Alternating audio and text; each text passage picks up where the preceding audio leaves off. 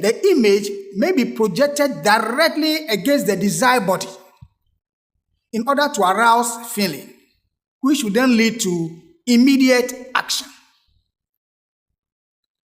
If that thought awakens interest, then one of the two forces, as we mentioned in a previous lecture, the force of attraction or the force of repulsion, will be activated. You may reference episode 3, where we talk about these forces into details. Nonetheless, we still have a picture of it.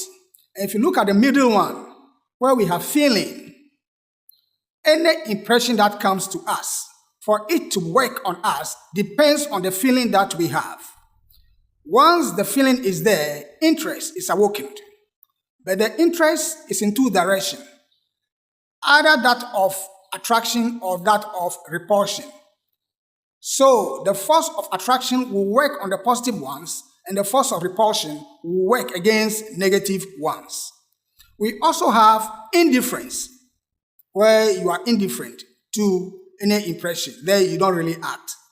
So in the desire world, the feeling that we have towards impressions, objects, events is what matters most. So if the image is projected or as projected by the mind attracts the force of attraction, then automatically the centripetal force, the force that brings things to the center, will be aroused. It will seize the thought. It will spin it into the desired body, give it more strength so that it can gather desired materials in the desired body or the world of the desired body or the desired world. Then the thought will act on the etheric brain and propel the vital force through the appropriate brain centers and nerves. Then we can take action.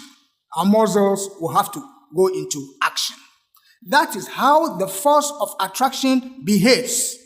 It is an enabler for us to do good things. So, once the action is taken, once the force in the thought, as provided by the spirit, by the ego, is expended, we have exhausted that energy, the memory of what happened will be stored in the vital body.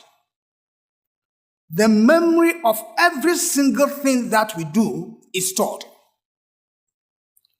Now, if the force of repulsion, which takes things out from the center, and in our body, as a human being, that one dominates the lower region of the desired body or the desired world.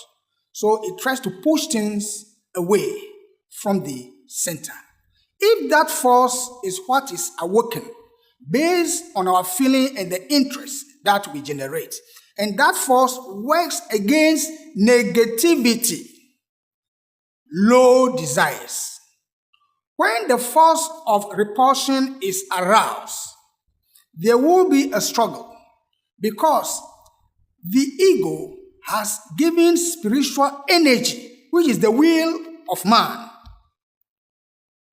to that thought form.